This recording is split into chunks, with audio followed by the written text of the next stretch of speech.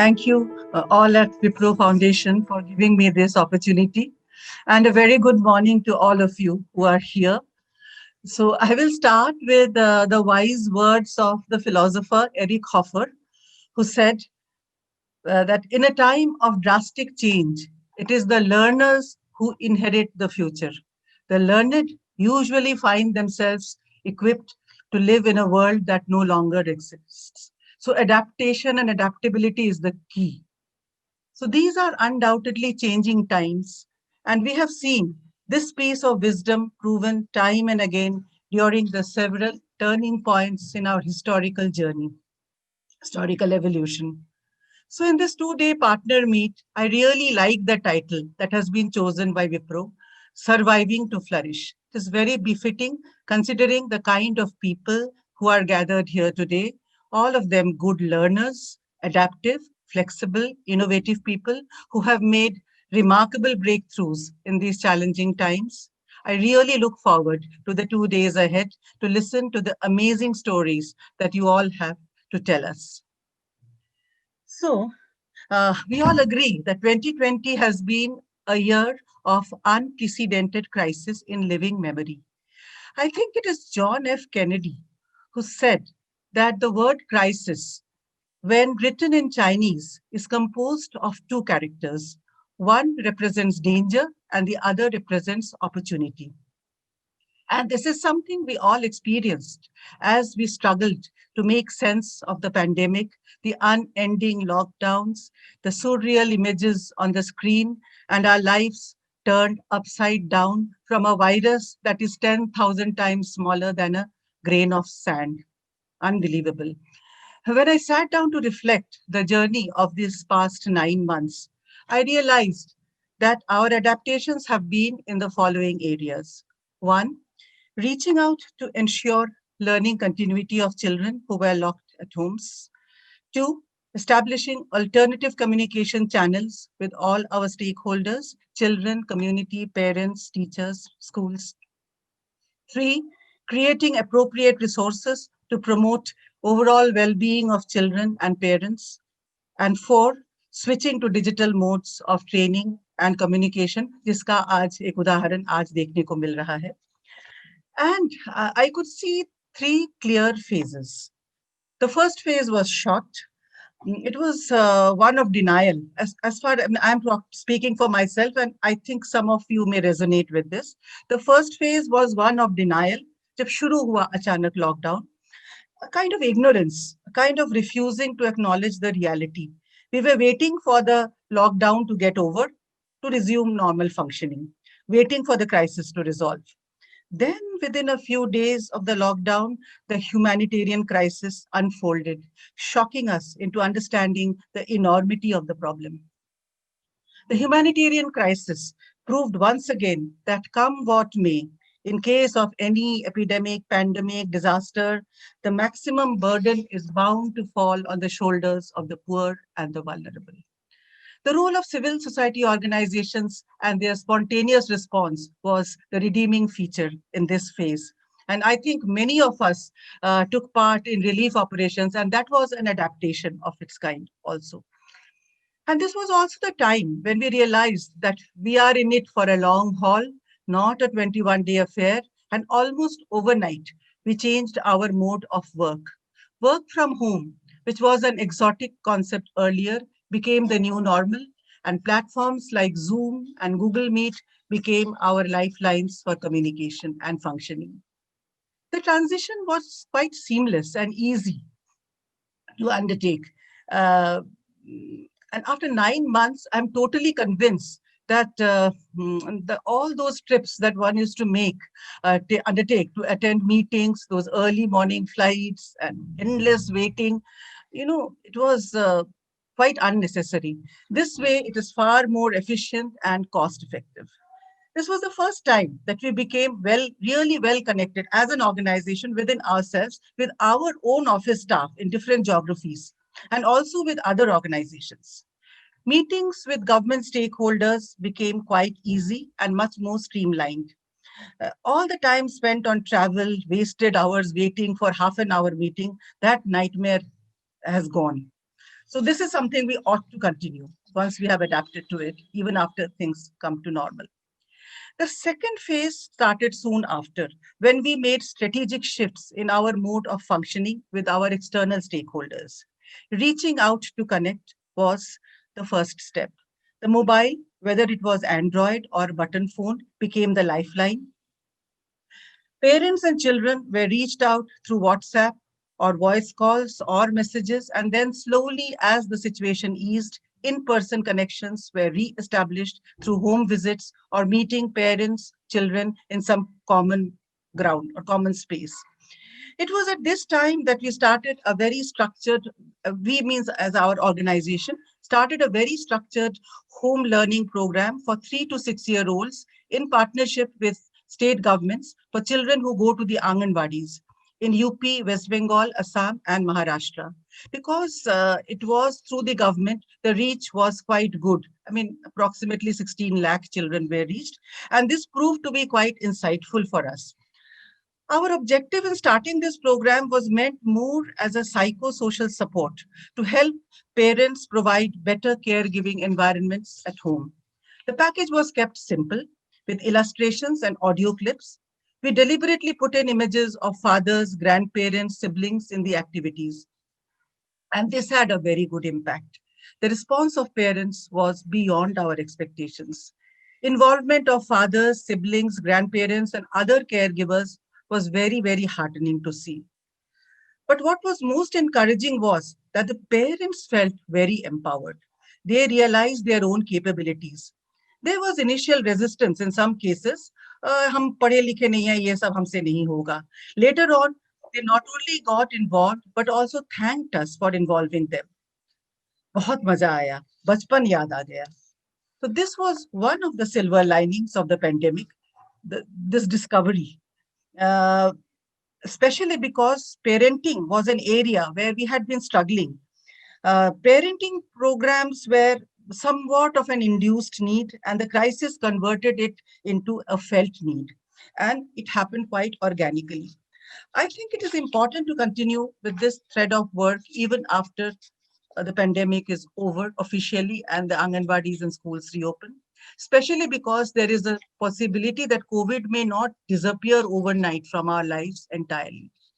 Second thing that we did in this phase was older children in the primary classes, a slightly different approach was used. It was a mixture of worksheets and audio instructions and storybooks. For worksheets, our staff undertook home visits to explain to the child in the presence of the father and mother, which is normally does not happen. This helped to draw them closer to the learning process, and a general kind of demystification happened. To sum up the work of all the NGOs, I'm sure all of you have been doing this, I would like to say that this was a significant contribution that was made to keep vulnerable children connected to the process of learning.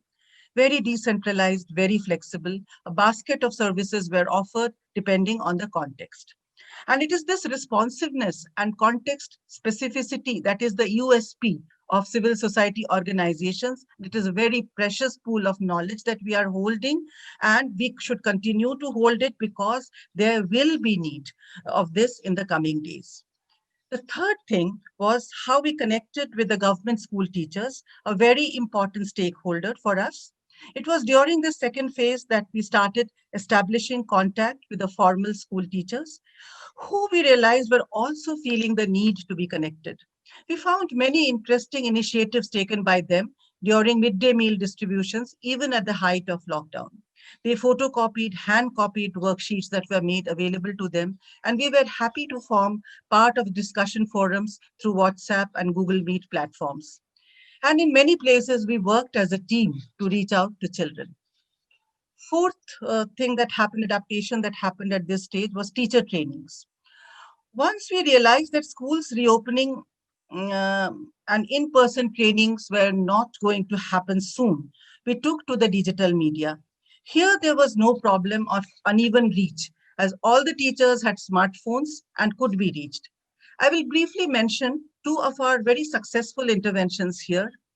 training of 750 master trainers in UP on Zoom platform in a very, very interactive mode, which I really thought was not possible before this. And training of 8,500 teachers in Assam through LMS in asynchronous mode. Had it not been for the pandemic, I was sitting and thinking that we would not have dreamt of taking these steps in the next 10 years. So this proves that crisis does help to break boundaries in our mind also. Now, I would like to talk about the third and final phase, which is the present now. With the year coming to an end and with hopes of the vaccine arriving at no, not too distant future, we are now planning about the next year. Here too, we have different strategies, keeping in mind the alternate scenarios that may emerge. Schools reopening in January doesn't seem possible though.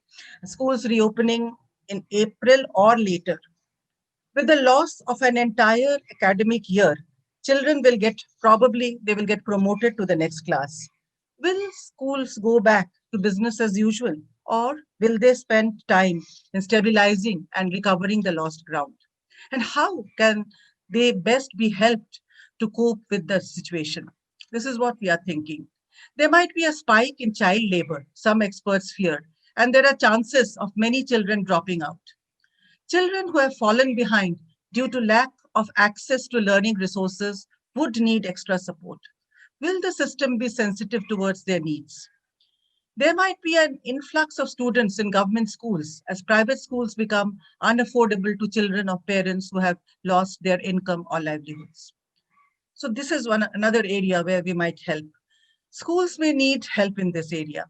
Our education system is inherently very inequitable. And therefore, in these challenging times, there will be need of organizations such as yours who can reach out to the vulnerable. The new learning that we have all acquired in these 9 months, I think can be put to good use in the coming months. Thank you so much. I will start by, asking a few basic questions and asking what is it that we learn from COVID? क्या सीखा हमने? तो सबसे important चीज़ है कि अगर हम इसके बारे में सोचें तो शिक्षा क्या है, उसका बच्चों के साथ क्या संबंध है और कोविड के दौरान क्या हुआ. So I think it brought out many features of the Indian society which existed before education, before COVID, before independence, before this emphasis on education. We have a history of distancing between communities. So that I think will get added because of COVID, and we all would have heard stories about till it became impossible for them to live without these support people from the lower castes and lower economic strata. Middle class families resisting the entry or resisting people from lower caste and lower economic strata to come to their communities, come closer. Because initially we thought that ये जो COVID है ये जल्दी से चला जाएगा, इसका कोई हल निकल आएगा और हमें बस ये थोड़े दिन इनको दूर रखना है और ये इनकी वजह से समस्या है. We also saw that there was, in terms of empathy, there was very little empathy. And there were again stories which we all read in the newspaper about people in colonies that were, well off, distancing themselves from their neighbors, not providing them, reacting to them decisively. And we all saw videos of migrant laborers and stories of migrant laborers across the country traveling back because the city refused to provide them any support. But on the other hand, we saw a lot of stories of collaboration and cooperation during the same period. तो एक तरह से ये जो है इसका जो पूरा क्राइसिस का इससे हमें ये समझना चाहिए कि हमें करना क्या है. अगर हम if you want to talk about education, then सबसे पहला तो हमें ये बात करना है कि हमें लोगों के साथ इंसानियत की बात और इंसानों के प्रति एक इज्जत की बात करनी है। हमें आपस में बंधुत्व और एक संवेदना को महत्वपूर्ण हिस्सा मानना है, और सहकार और साथ काम करना, collaboration, cooperation have to become very important. So I think to me, the most important lesson that this COVID crisis has taught us is that education has to also deal with these issues in a primary way, because the educated middle class behaved extremely differently from these basic principles of being a educated human being. So the second question that it posed to us is that we were moving towards smart classes, we were moving towards technology, and increasingly we were moving towards self-learning materials, which were outside the classroom, which were the student could do at home, interactive systems, जिनसे बच्चा और शिक्षक दोनों मतलब की जरूरत नहीं है साथ होने की। एक इंटरैक्टिव सिस्टम है जिसमें बच्चा खुद सीख रहा है और उसको फीडबैक भी मिल रहा है। तो हमने इस प्रयोग में ये भी सीखा कि जैसा शुरादी ने कहा, शुरू में तो लोग परेशान हो गए थे और फिर धीरे धीरे वीडियो और ऑडियो और सब हमने करना शुरू किया, लेकिन धीरे धीरे ये समझ में आने लगा बच्चों को कि ये जो है ये हमारे काम की चीज नहीं है। Across the country, wherever studies have happened, children have said they don't like online classes. It is not only because teachers are incompetent in teaching online. It is also because online mode deprives children of many things. और बच्चों ने बार बार कहा हमें दोस्त चाहिए, हमें सवाल जवाब, हमें फेस टू फेस, हमें कांटेक्ट चाहिए। तो सवाल इससे ये पोज होता है कि हमारी शिक्षा के बारे में सोच किस दिशा में बढ़नी चाहिए। ये बहुत आसान है सोचना कि हम इस मसले पे भूल जाएंगे बहुत जल्दी, लेकिन हमें ये याद रखना चाहिए कि ये जो अनुभव बच्चों ने हमें बताया है कि हम जो इस तरह की क्लास अटेंड कर पा रहे हैं उनके बारे में बात कर रहा हूँ। जो नहीं कर पा रहे हैं उनका तो खैर प्रश्न नहीं है, क्योंकि तो कर ही नहीं पा रहे हैं। तीसरी बात, इसने हम एक और चीज में बहुत जोर से फोकस किया दोबारा से कि हमारे इमेजिनेशन में गरीब बच्चे नहीं आते हैं, और ये भी नहीं आते हैं कि उन गरीब बच्चों के लिए स्कूल का क्या महत्व है। Because the major focus of the system was somehow to start online classes without recognizing the fact that how many people would have the access to these smartphones, how many people would have the access to the data, and how many of them would have people to support them at home, so that if they had any challenge, they could converse. How many of them would have materials that could supplement what was being taught in online classes. So I think this is again something which got focused, that we have still not thought about how does one open schools in a manner so that schools children can access each other, they can talk to each other, and they can also have a hot midday meal, which for many people in the country is a very important part of becoming educated, because you eat together, you eat well. So I think we need to also understand that what is it that we want to say when we say we are doing an education program. So I think we need to think about the fact that what does the digital education address? In what way digital education and more content online can help, and where it can hinder, and who does it address? What are the kind of people it can address, so that when we think in terms of our next phase, because COVID will go away sometime, something else will come, but till that comes, COVID will go away. So what is it that we focus on? And what should our efforts be focused towards after we have gone through this? So there is an emergent situation where we have to deal with a certain issue, which is current. And then what are the lessons we learn from the future? And I think we need to separate them. इनको अलग अलग करके देखना चाहिए, क्योंकि अगर इनको हम एक साथ अलग अलग नहीं कर पाएंगे तो हम इसका आगे क्या रास्ता है वो नहीं समझ पाएंगे. तो मुझे लगता है जो सबसे इम्पोर्टेंट हिस्सा है इस अनुभव का, मुझे लगता है समाज ने भी कुछ हद तक बच्चों को रिडिस्कवर किया है. और जैसा शुभ्रा दी बता रही है कि पेरेंट्स का और जो बाकी जो घर में वयस्क है उनका बच्चों के सिखाने के प्रति, बच्चों के साथ समय व्यतीत करने के प्रति रवैया कुछ बदला है.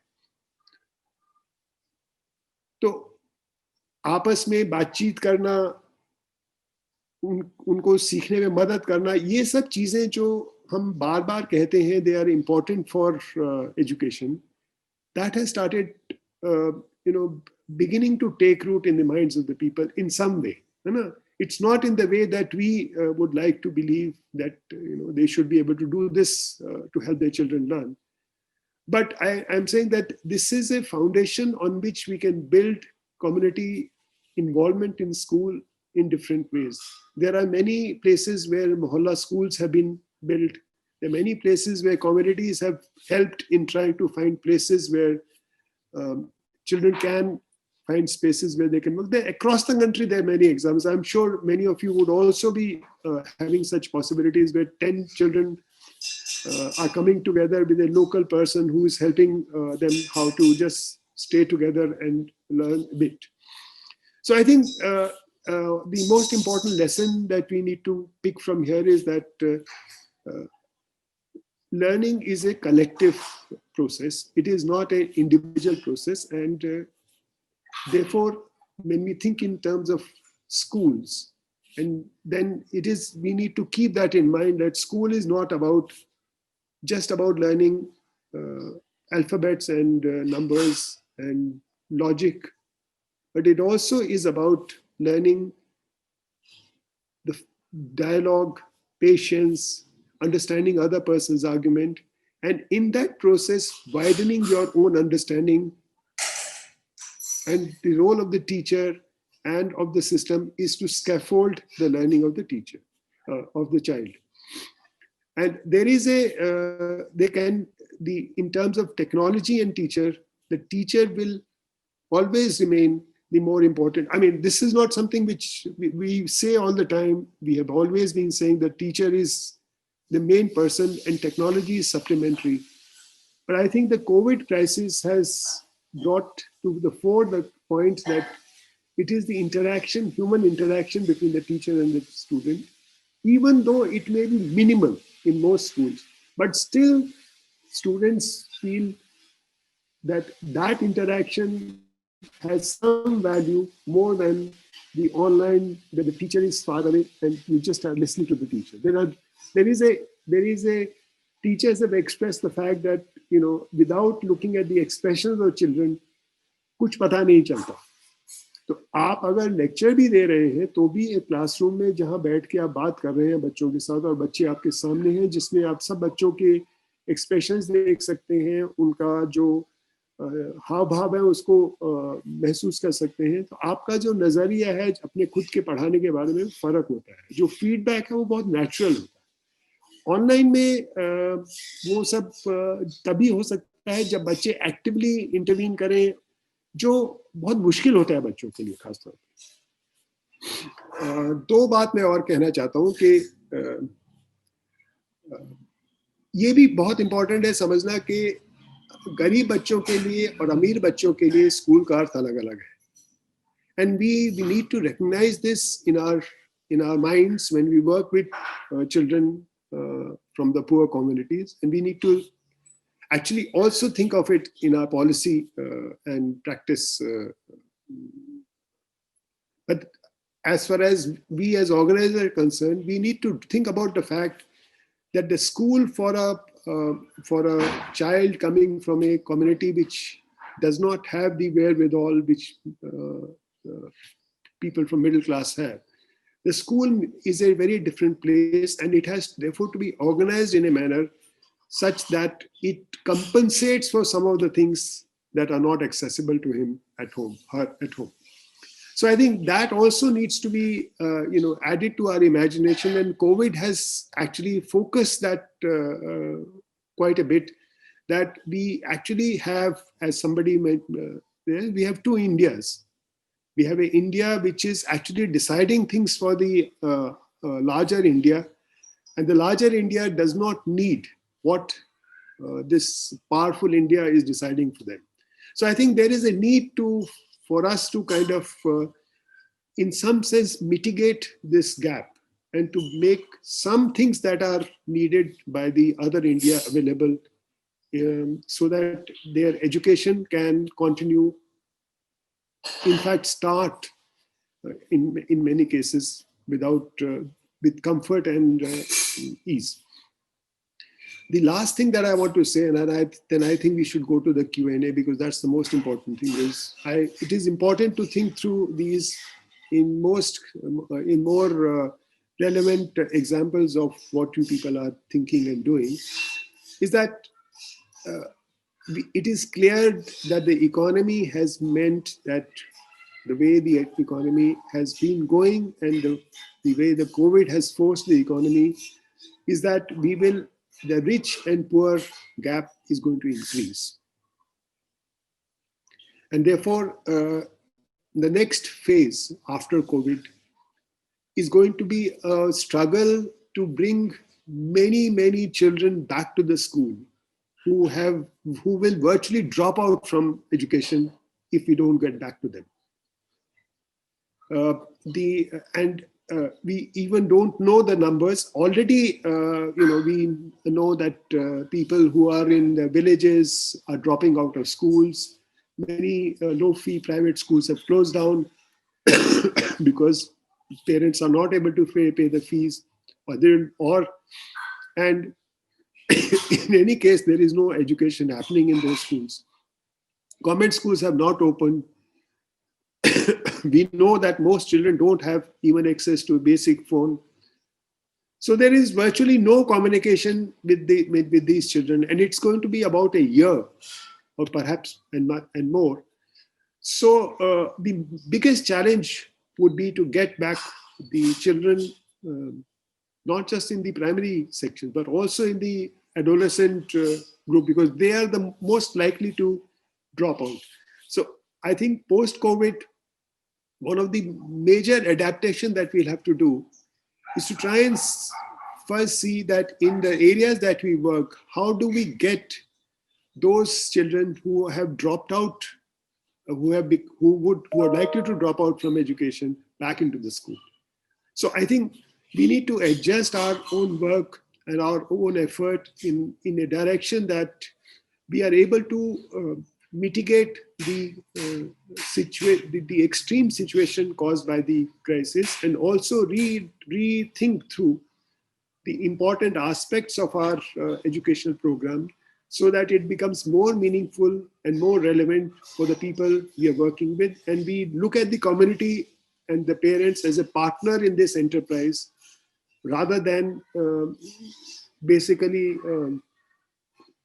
people who have to just send their children to the school and ensure that children stay in the school, but as comrades who can help in the learning of the children, who have knowledge, and that knowledge is also important. So एक तरह से एक cooperative endeavor between the community and school, अगर उसको हम envision कर पाए, तो शायद हम कोविड के जो सारे पाठ हैं उनको ठीक से पढ़े होंगे.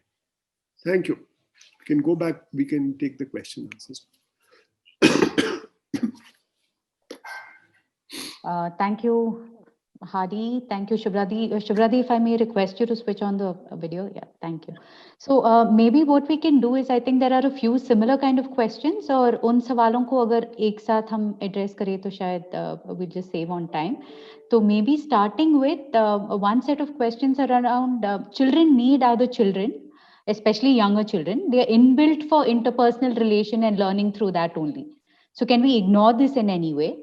Relatedly, I think somebody else is also saying, Sarija from Eklavya is saying that learning is a collective process. Atanuda from Vikramshila is also saying that, that sense of commune needs to be built. So how do we build this collective process? How do we pay attention to this process?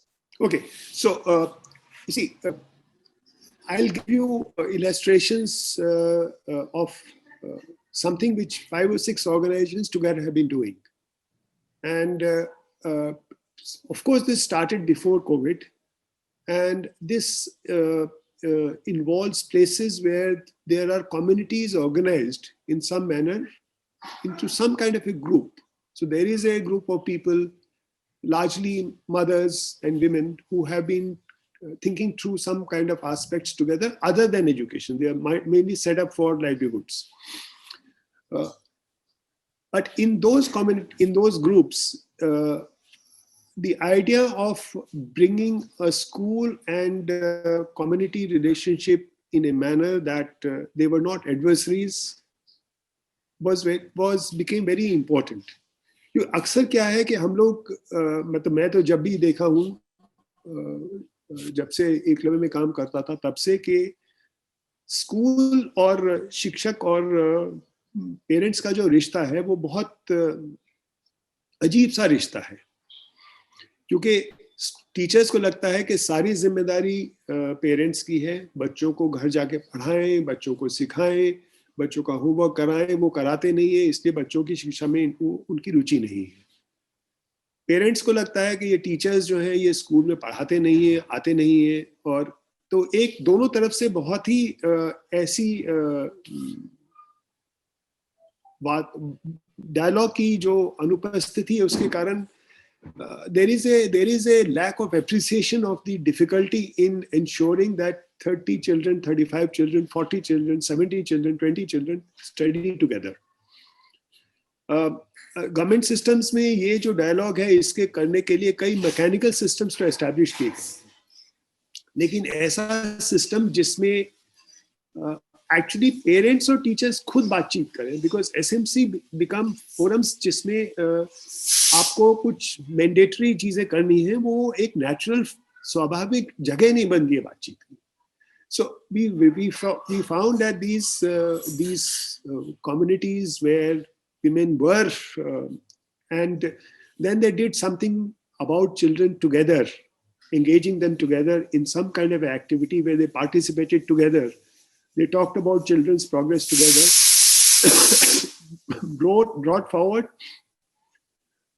possibilities of them being able to look at learning, and teachers became gradually ready to accept the fact that parents can come into the school, they can understand, they can examine what children are doing, they can also help children work at home, and they also started recognizing what kind of work they can help children do. So I'm saying that therefore this is before COVID. So and many of these communities have then later led to identifying young volunteers to start with the help of teacher and the organizations working small mohalla centers. This is what I was talking about, where children are coming, they are studying, and provide the wherewithal so that the break from education is not complete. It is true that not all children are able to come. It is not that all 100% children are able to come, and it's not also that at all places that such things are happening.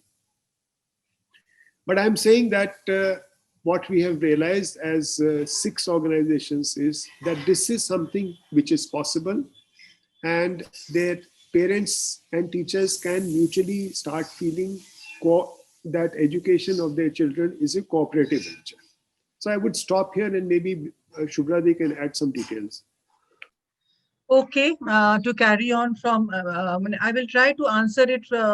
हमने दो group बच्चे के साथ किया है, एक 3 to 6 और एक 6 to 10, primary and very young children.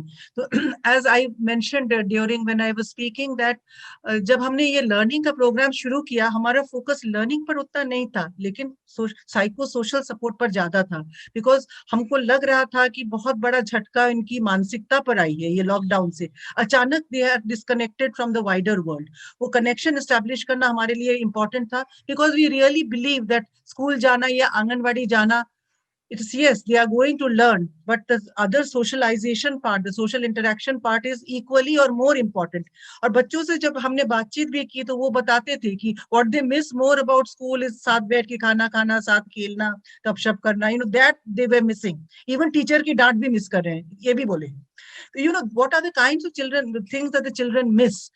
तो हमने जब हमने तब ये learning package जो बनाया था, तो it was very very conscious हमारा था कि हमारा ये साइको सोशल जो सपोर्ट बच्चे को कैसे मिल सके। इसीलिए हमने बार बार वो पेरेंटिंग शब्द का इस्तेमाल किया है।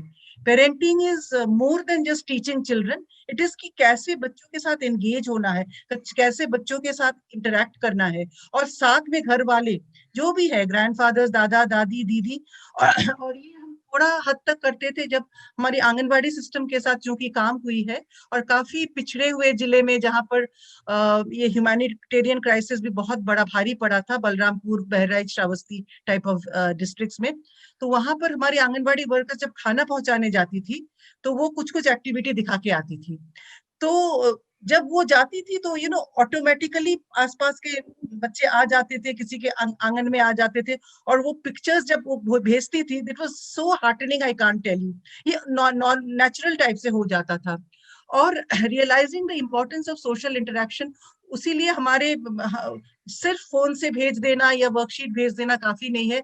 टू द एक्सटेंट पॉसिबल, जब the lockdown was at its peak, हमारे जो खुद के वर्कर्स हैं, ये अपनी प्रोजेक्ट्स की बात कर रहे हैं, जहाँ पर हमारा कंट्रोल भी ज्यादा है, वो होम विजिट्स करते थे, वो वर्कशीट्स को समझाने के लिए, और कभी कभी करते थे 3-4 फैमिली के बच्चे को बुला लेते थे, वो इनफॉर्मल सा एक सेटिंग हो जाता था।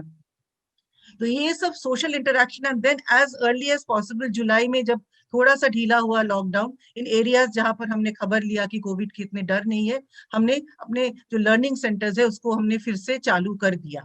तो क्योंकि yes, it is very important and there is absolutely no substitute for that. तो हमको we have to do something, but we also realise कि फोन का एक लिमिटेशन है, लेकिन हम चूंकि स्कूल टीचर्स से भी काफी संपर्क में थे, तो we used to request them, आप एक फोन करो अपने, and it made a world of difference. A school teacher is phoning up a child. I mean, it made the child so happy and the family so happy. और फिर teachers भी हमको बाद में आके बोले कि हमको नहीं मालूम था, they felt kind of overwhelmed कि इतनी कनेक्शन जो मेरे साथ इमोशनल थी बच्चे की, मुझे नहीं मालूम था। So all these good things happened, and so इसीलिए जो लर्निंग हमने रियलाइज किया, जो अपार्ट फ्रॉम लर्निंग, जो ये सोशियो इमोशनल जो part is equally important, if not more, if you ask me. And in the coming days, iski need nahi khatam ho jayegi. And that is something I want to say कि we cannot go back to business as usual. जब ये हमने जो हमको जो सीख मिली है, we have to keep holding on to it. That is all I have to say. Thank you, Shubhra Di Hadi. I think बहुत सारे सवालों का जवाब आपने जो अभी शेयर किया उसी में कवर हो गया है, because I think some of it was around technology and how you used it during this time. And I think there was another question on कि कैसे आपने parents को इस दौरान include किया था, engage किया है, especially given that some of their socio-economic backgrounds were perhaps did not naturally lend itself to perhaps such engagement. So I think some of this has already been covered. The other questions that seem to be coming up, and I think Shubhra Di, you've also mentioned that we cannot go back to how things were earlier, because I think a few of the questions were also around like Kushal was saying ki once the situation comes back to normal, how do we continue these processes? So I think some of these have been addressed. And I think, Hadi, one question that has been asked to you is that you've said there are two ideas of India, the powerful one deciding for the larger India. How can the current Indian education system help lower this gap between the two Indias? So Shubhra Di Hadi, maybe if we can hear your thoughts on this. It would be great. You know, it's a very complex question. So it's not only about education, it's about the entire process of politics, economy, and decision making. So I'll answer it in a limited manner because I don't have the answer at all. I think that if I look at the new education policy, it has many elements that help us to think through in our own small ways what we can do. Because asking the bigger question of how do I make this more balanced is a very difficult to respond to. लेकिन मुझे लगता है नई शिक्षा नीति में बहुत सारी चीजें ऐसी हैं जैसे जो बहुत पहले बहुत समय से कही जा रही थी कि शुरू के 5 साल आपको बच्चे को सिर्फ पढ़ना और थोड़ा छोटा मोटा सोचना गणित करना आ जाना चाहिए, है ना। और उसमें आपको बहुत ये कोशिश नहीं करनी चाहिए कि उसने ये सीख लिया कि ये नहीं सीख लिया। ये मतलब जैसे बच्चा चलना शुरू करता है ना, तो कोई एक डिजाइन से चढ़ना शुरू नहीं करता, वो जैसे उसका मन करता है चलता है, कोई जल्दी से चलता है, कोई देर से चलता है, बोलना शुरू। तो उसी तरह से जो पढ़ने लिखने की भी शुरुआत है, गणित की भी शुरुआत है, उसमें ये 5 साल का जो एक पीरियड है उसमें हमें बहुत ज्यादा माइलस्टोन्स और असेसमेंट नहीं आना चाहिए। मैं तो उस पीरियड को बढ़ाना चाहूंगा कि कम से कम 8 साल तक, जहां तक बच्चा एक कंफर्टेबल कॉम्पिटेंट रीडर और अपने विचारों को स्वतंत्रता से रखने वाला ना बन जाए तब तक। तो फिर नई शिक्षा नीति ने ऐसी भी बातें कही हैं जो शिक्षक और बच्चे के संबंध के बारे में, शिक्षक और प्रशासन के संबंध के बारे में है। तो उन बातों को लेके भी हम अपने स्तर पर अगर कुछ प्रशासन के साथ संवाद कर सके, क्योंकि ये कोई ऐसा तो है नहीं कि जब हम छोटी छोटी संस्थाएं हैं हम इसको बदल सकती हैं, लेकिन हम अपने स्तर पे जिस क्षेत्र में हम काम कर रहे हैं उसमें पेरेंट्स और बच्चों स्कूल के रिश्ते के बारे में भी काफी बातचीत है। तो मुझे लगता है कि हमारे पास ये जो विंडोज ऑफ आइडियाज है ना, उनके ऊपर अगर काम करके हम अपने क्षेत्र में कुछ करें तो उससे ज्यादा शायद मैं इसका कोई जवाब नहीं दे सकता। मुझे लगता है कि हमारे लिए वही एक रास्ता है कि हम उसके लिए कर सके। हम अपने समूह में अपने वैसे ही हम उस तरह से कोशिश करते हैं कि हम आसपास के जो लोग हैं, स्कूल के अंदर जो लोग आ रहे हैं अलग अलग पृष्ठभूमियों के, वो थोड़ा ज्यादा इस तरह के एक्टिविटीज में शामिल हो जिसमें मिलजुल सके। ये सब all this is part of our constitutional mandate, and new education policy 2020 has in a sense flagged these. So I think if we can read that document carefully and pick out things from there that resonate with the basic instincts that we think are important in this period, then we can use that document to fight this battle. But to make a bigger difference, I think is a very, very, very, it's a very difficult question for me to address. So, okay, I will come in here to kind of compliment or supplement what Hadi said.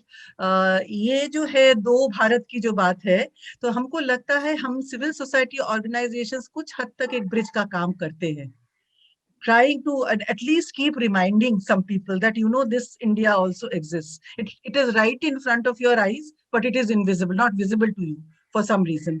तो वो NGO का काम हमको लगता है we should keep on flagging because और हमने एक बहुत interesting काम किया इस पर, हमने टीचर्स फोरम की जो बात कर रहे थे, so we formed such a platform, एक Google Meet platform with about 200 teachers Calcutta city में.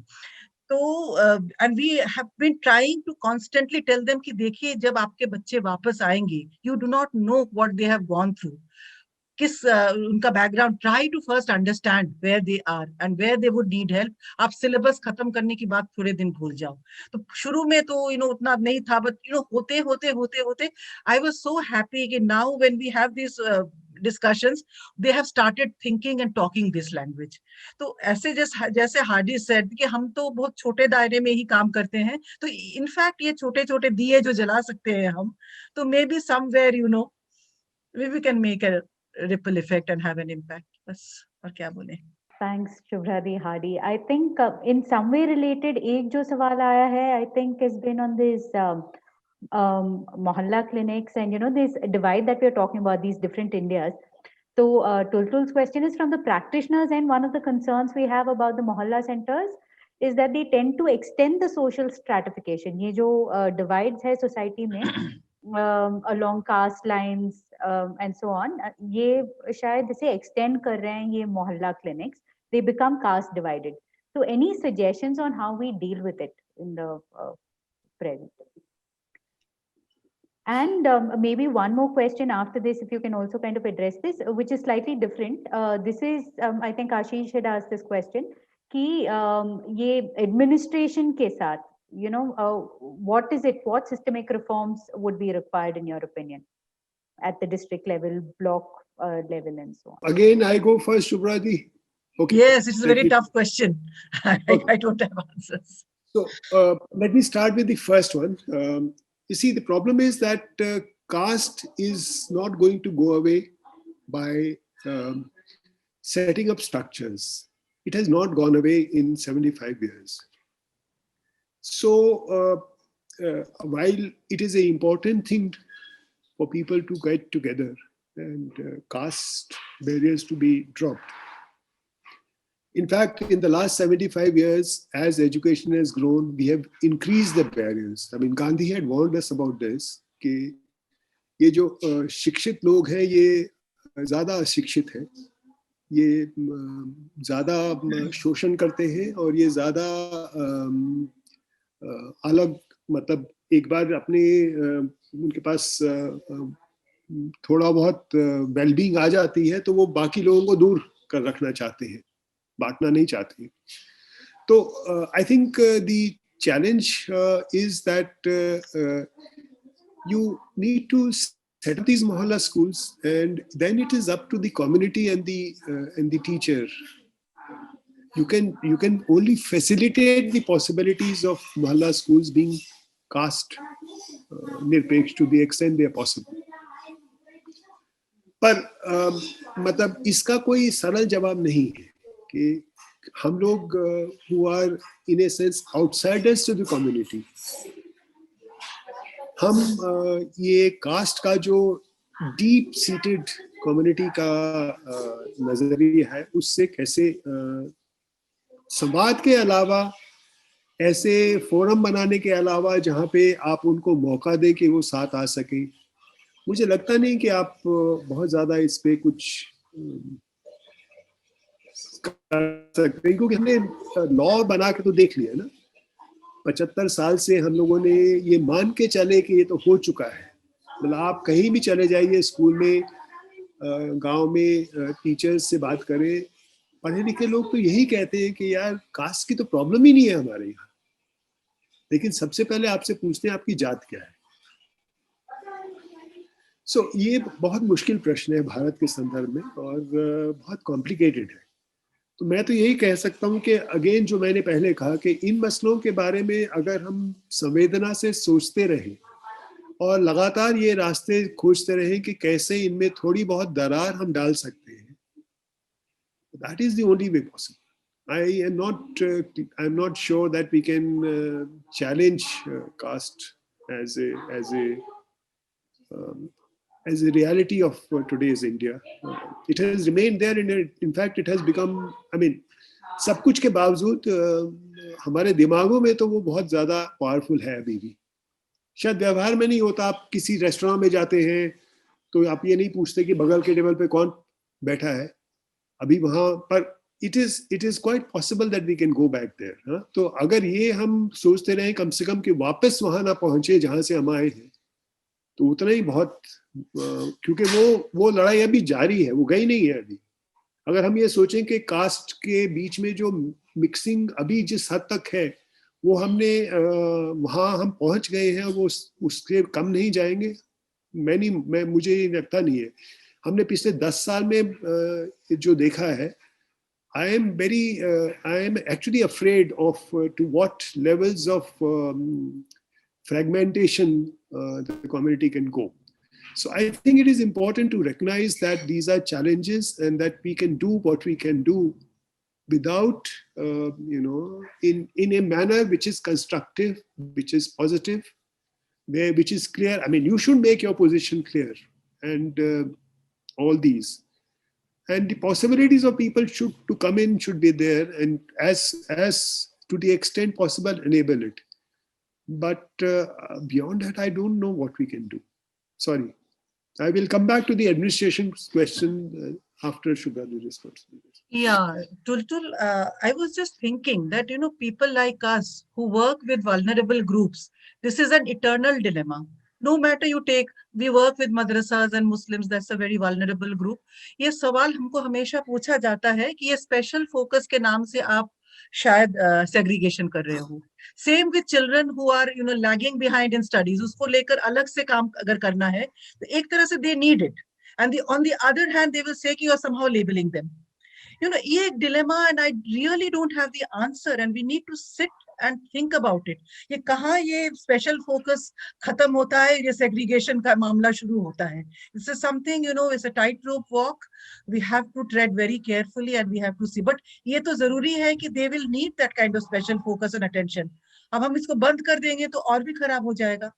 एंड स्पेशली कास्ट का जहां तक सवाल है, मेरे ख्याल से तो सबसे बड़ा कल्प्रिट है जो इलेक्शन के समय में एकदम officially statistically as if such a modern thing 13.4% ये कास्ट है, 14.5% ये कास्ट है.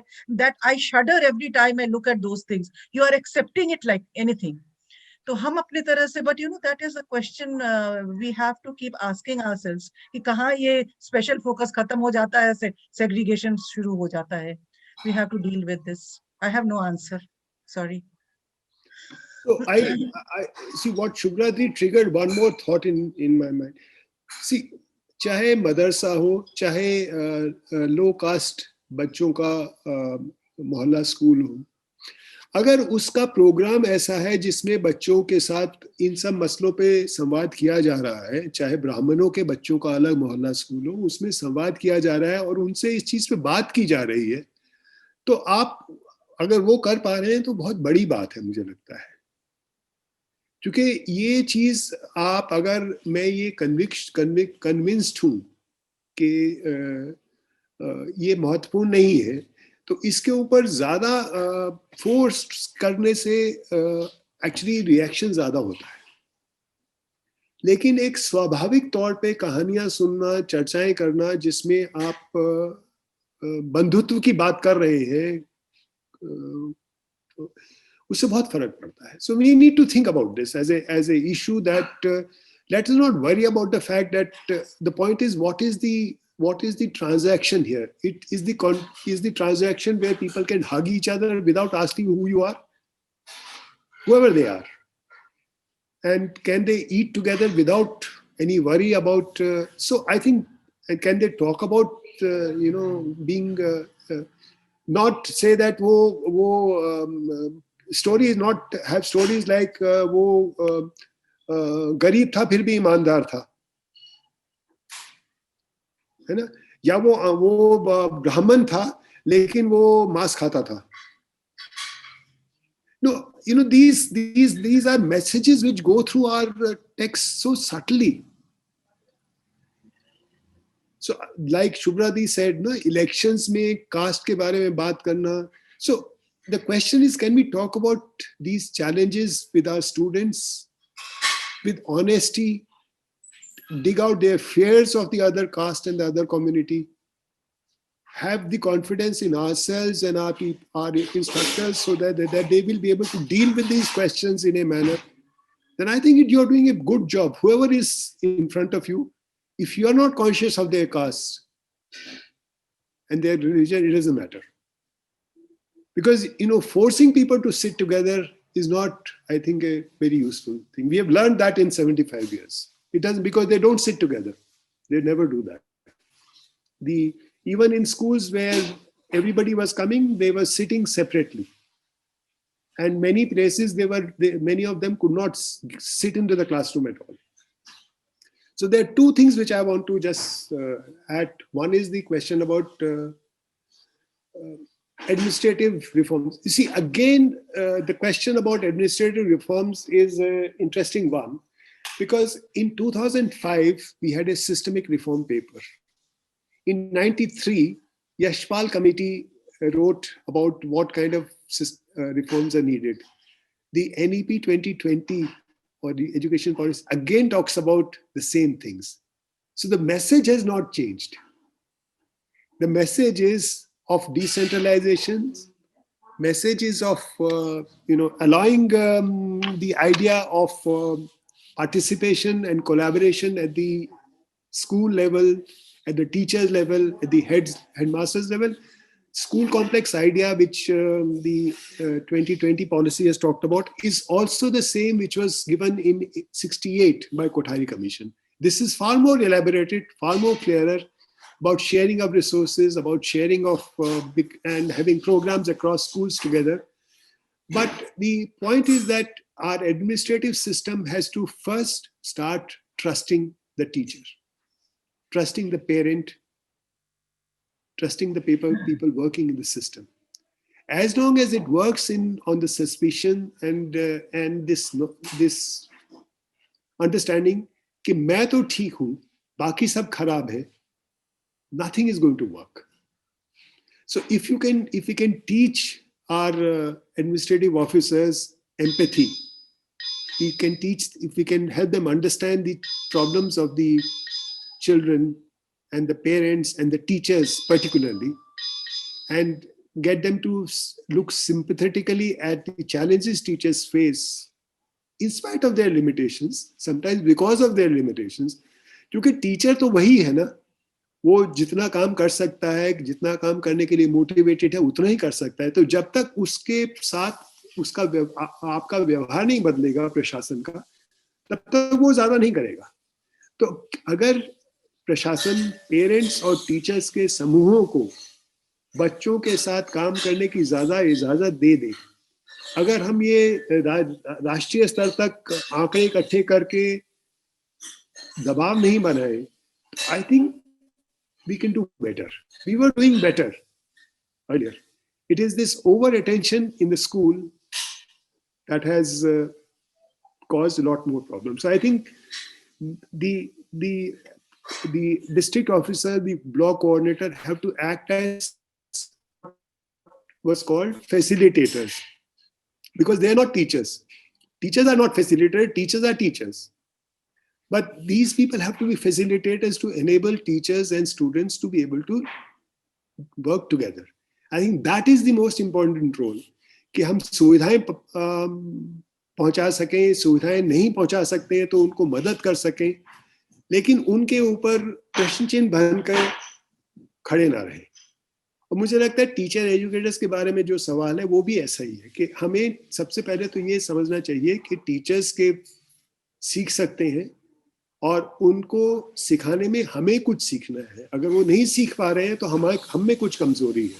अगर हम उनको मोटिवेट नहीं कर पा रहे हैं, उनका व्यवहार नहीं बदल पा रहे हैं, तो we have to look into ourselves, not say कि हमारे पास जो टीचर्स पढ़ने आ रहे हैं दे आर नॉट मोटिवेटेड, क्योंकि पूरी जगह यही बात हो रही है ना कि टीचर्स जो आ रहे हैं वो तो ठीक ही नहीं है, तो हम उनको पढ़ाएंगे क्या. अब टीचर्स भी ये कहते हैं बच्चे जो आ रहे हैं वो ठीक नहीं है, उनको हम क्या पढ़ाएंगे. So I think the fundamental problem is the education system has to start to respect the people that are coming into.